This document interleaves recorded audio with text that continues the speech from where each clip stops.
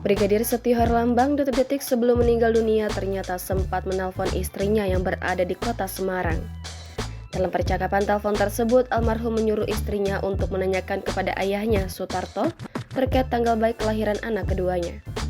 Selama beberapa jam, korban dikabarkan tewas bersimbah darah dengan pistol di samping tubuhnya di rumah dinas Ajudan Kapolda, Kalimantan Utara, Irjen Daniel Aditya Jaya pada Jumat 22 September sekitar pukul 13.00 waktu Indonesia Barat. Almarhum merupakan anak pasangan Sutarto dan Sri Sayakti.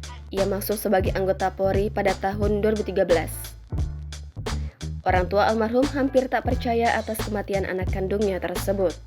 Ayah Brigadir Setio Herlambang, Sutarto menyebut sudah ikhlas atas kepergian anaknya. Ia mengaku tidak mengetahui secara pasti penyebab kecelakaan yang menimpa anaknya, termasuk luka yang diderita. Sebelumnya, sosok Brigadir Setio Herlambang ternyata pernah curhat soal keinginannya pindah dinas ke Pulau Jawa. Hal itu diungkapkan sahabat almarhum Rizky Aritonang. Ia menyebut korban sering curhat kepadanya bahwa ingin pindah dinas ke Pulau Jawa. Alasannya ia ingin merawat orang tuanya yang sudah tua. Terlebih, almarhum adalah anak laki-laki satu-satunya. Anggota Komisi B DPRD Kendal ini mengaku sudah kenal dengan almarhum sejak SMA. Sosok almarhum merupakan orang yang kuat secara mental, mudah bergaul dan memiliki banyak teman baik di lingkungan desa maupun luar desa. Tak heran ketika mendapatkan kabar korban meninggal dunia membuatnya heran, sebab korban informasinya meninggal dunia lantaran kecelakaan saat membersihkan pistol.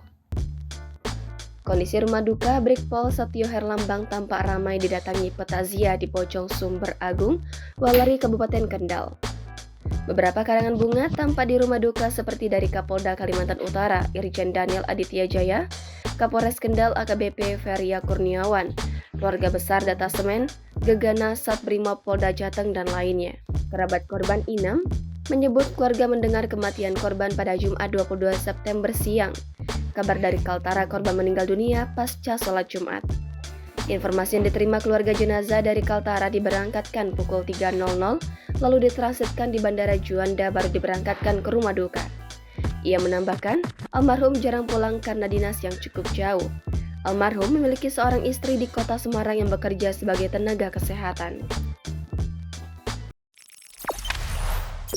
Jangan lupa subscribe, share, komen, dan like ya.